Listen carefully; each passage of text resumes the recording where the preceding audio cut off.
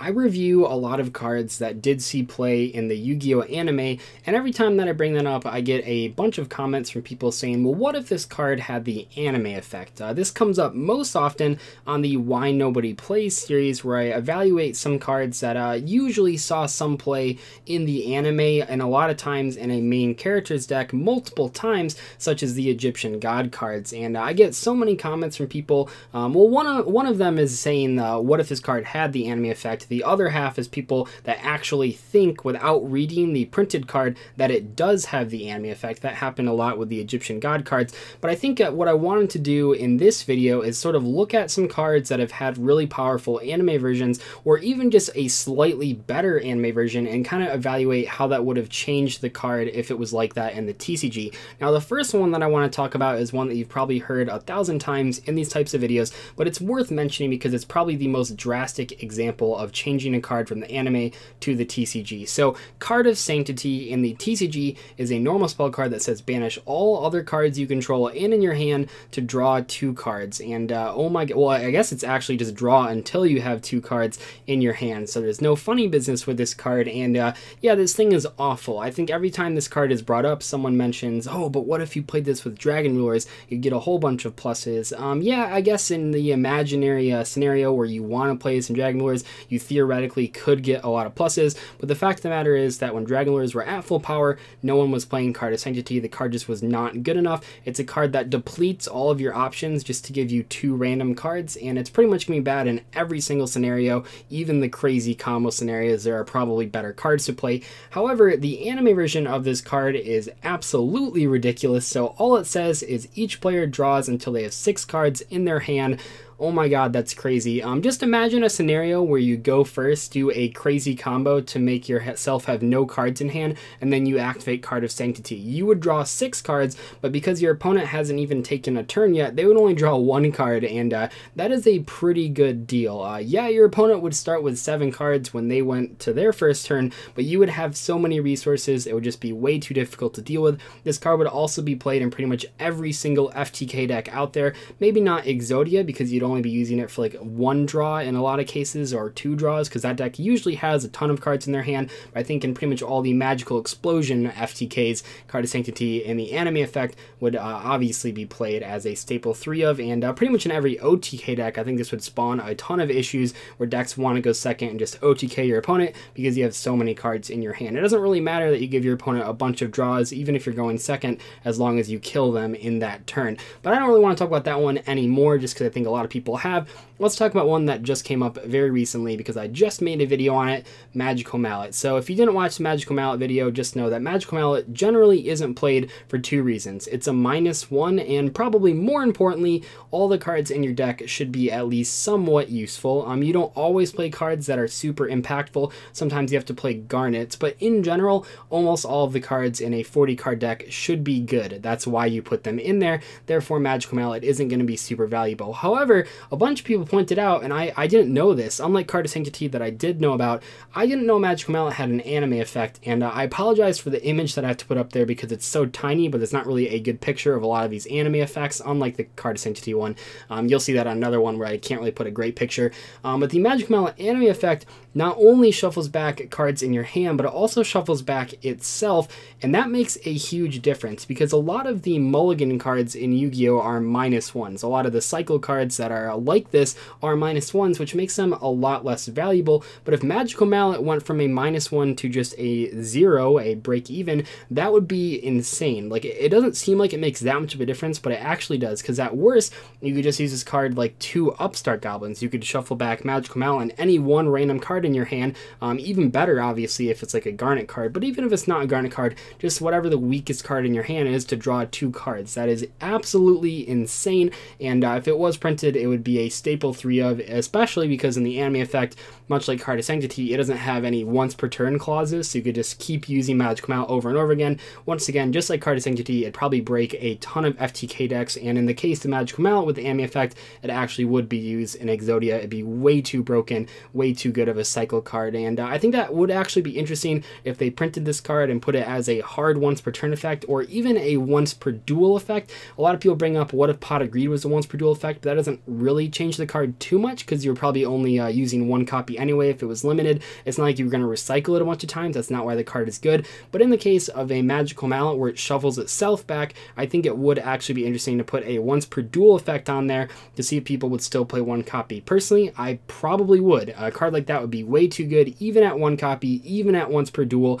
for the modern TCG, but I don't think they'll ever print something along those lines. It seems like Yu-Gi-Oh! Really wants to shy away from those sort of mulligan type effects. The next card that I want to talk about was printed not too long ago, and that's Tribute Burial. This is another normal spell card. I guess we've only looked at normal spell cards so far, and it reads as follows in the TCG. You cannot special summon for the rest of this turn. Once during this turn, you conduct a tribute summon that requires 2 tributes by banishing 1 monster from each graveyard. Instead of tributing, it is still treated as a tribute summon. Basically, you activate this, and then you banish a monster in your graveyard and a monster in your opponent's graveyard, and then you summon like a level 7 or level 8 monster. This card isn't terrible. Definitely the reason that this card hasn't seen play is because it restricts your special summons. I think the main deck that this would have seen play in would have been Monarchs, but that special summon restriction is way too detrimental to that strategy, so this card really hasn't seen a ton of play. But the anime effect is only slightly tweaked, and I think it makes a huge difference, so let's take a look at that one. And once again, I apologize, this one doesn't have any good images out there, so we kind of just have to work with what we have. So the anime effect says remove from play 1 monster card from each player's graveyard. This turn you can normal summon or set 1 level 5 or higher monster from your hand without tribute. So there's 2 really big differences here. The first one is obviously that it does not restrict you from special summons. That's pretty huge, but the other thing that makes this card very different is that you can summon a level 5 or level 6 monster. It doesn't just have to be a monster that requires 2 tributes. That is gigantic, and it really makes this card a lot more valuable, and I think that in this case, this card absolutely would have seen play in Monarchs without these restrictions that are in the TCG. I think this card is actually just really interesting from a tribute summon design standpoint as well. In this one, it's hard to say if it counts as a tribute summon or not because it's an anime effect. It likely would not count as a tribute something or a tribute summon, just like Mausoleum of the Emperor doesn't, but I think it's still a pretty cool card that would have seen play in those higher level decks. I think Monarchs is the best example, but I think just in general, having a card like this around isn't necessarily a bad thing. Maybe it would have been way too good when True Dracos were being played a lot, unlike the current Tribute Burial, but I think even in that case, this card would have only benefited a lot of the decks that played tribute summons, which is mostly just rogue and casual strategies. And I think having cards like that in the game aren't like a bad thing necessarily, just because if they're only benefiting certain types of players that don't play the game super competitively, that's only going to increase the player count because people are going to be excited to play the decks that they currently had difficulty playing. I think like a deck that I would play this card in would be Battery Man. That'd be super cool because Battery Man Charger actually does get its effect off of any type of summon, not just the tribute summon, which would mean that you could tribute burial and then actually just OTK your opponent, which would be pretty darn fun. I think I could talk about pretty much any Egyptian god in this video, but for the sake of not talking about every single one of them, let's just focus on the Winged Dragon of Ra, mostly because I think this is the worst of the 3 god cards in competitive Yu-Gi-Oh! As far as the TCG goes, and this one got a lot of comments, and I've already made multiple videos talking about all the comments that I've gotten on the Why Nobody Plays the Egyptian God video, and a lot of people, like way more than I thought that existed, a lot of people actually think the current TCG legal version of the Egyptian gods have these anime effects, and I can't, once again, I'll put an image of an Orica someone made with the anime effect, but I think you'll see why I can't use this for reading purposes because the text is way too small. So let me just talk about the quick differences between the Winged Dragon of Ra from the anime version and the TCG version. So one of the differences, and I believe that all the god cards in the anime have this effect, is that this card cannot be targeted by and is unaffected by spell trap effects or other effect monsters effects. So if you remember, the only god card that has any sort of protection once it hits the board outside of the normal summon protection that they all have is Obelisk, and it only has protection from targeting effects, whereas this one and all the gods in the anime just can't be affected by anything, which obviously makes them a lot better. Also, the Winged Dragon of Ra in the anime gains the original attack and defense of the monsters that you tribute for it, where in the TCG it doesn't have that effect. And also in the anime, if summon and face the defense position when your opponent controls a monster, I guess, and declares an attack, you can switch the attack target to this card. So basically, that's kind of like the Haman effect, the Sacred Beast card, where it's sort of like a lightning rod.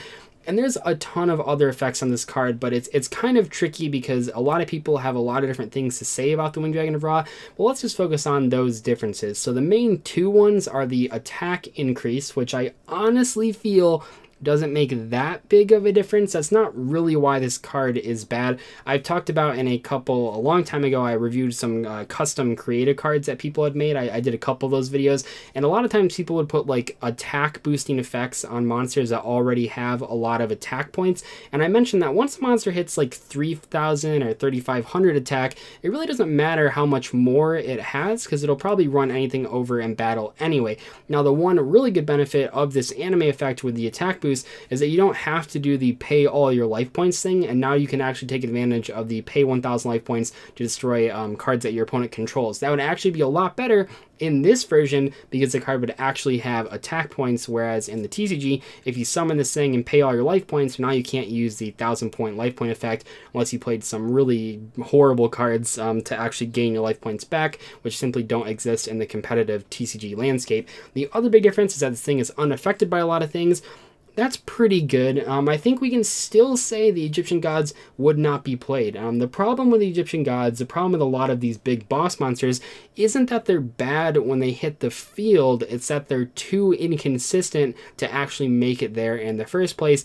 And this card doesn't really solve a lot of the consistency problems, and maybe a card this powerful would have seen play when like pendulums were a big thing, but even then I'm not sure if it would have, because in those decks you want to just play as many pendulums as possible, and Winged Dragon of Ra and all the god cards, even with these insane on-board effects, they just are too bricky. I think we can look at Cliff Forts. They really didn't play towers in that many deck lists, especially when the deck first came out, even though the card was absolutely insane, like when it was on the board, kind of just like an instant win condition. A lot of people just didn't play it, and it was searchable, so you only had to play one copy. A lot of people still didn't play it just because it was too inconsistent in a deck that had like 9 ways to get to it. It just still wasn't quite good enough, and I think we would have seen a similar thing happen if the god cards were printed with their anime effects. Now, maybe when they first came out and the game was a lot slower, I think they came out in 2011, maybe then people would have played them, but I honestly highly doubt it. Lastly, how could I not talk about Card of Demise, a card that is actually pretty good despite all the restrictions that it puts on the player.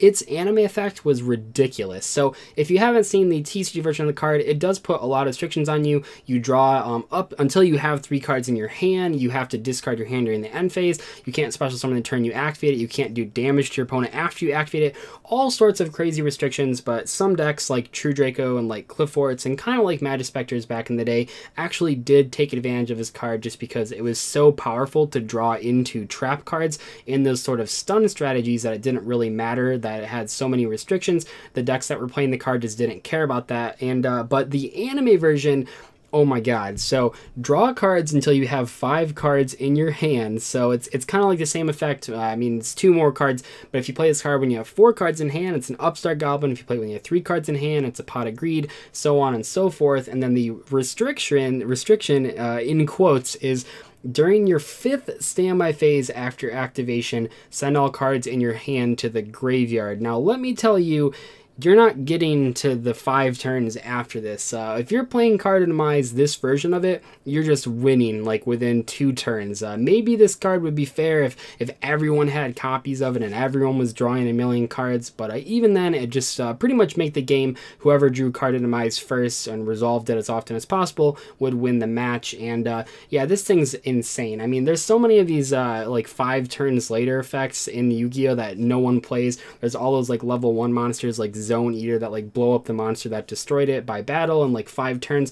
5 turns is a long time in Yu-Gi-Oh! Even for old school Yu-Gi-Oh! That's a long time. I think we can look at a card like Mirage of Nightmare that actually has a similar type of effect, but really hurts you a lot faster, and even that card is too good to be legal in the TCG. So obviously a card like Card of Demise, the anime version, would be way too powerful, and it will never see print. But I think it's kind of funny because when Card of Demise, the TCG version, first got announced as being printed, a lot of people thought it would have a similar effect to this anime version, and then when people saw it, it obviously doesn't look nearly as powerful. But even with all those restrictions, even though it's like 100 times worse than the anime version, it still saw a lot of play and is still seeing play right now in 2018. Anyway though, that is going to end this video. Hopefully you guys enjoyed it. If you want me to review more anime anime effects, please let me know in the comments, especially if you know of particular cards that would be funny to look at. In this video, I've only looked at cards that had better anime effects than the TCG counterparts, but I'm sure if you watch a lot of the anime, there you know some examples of cards that are worse in the anime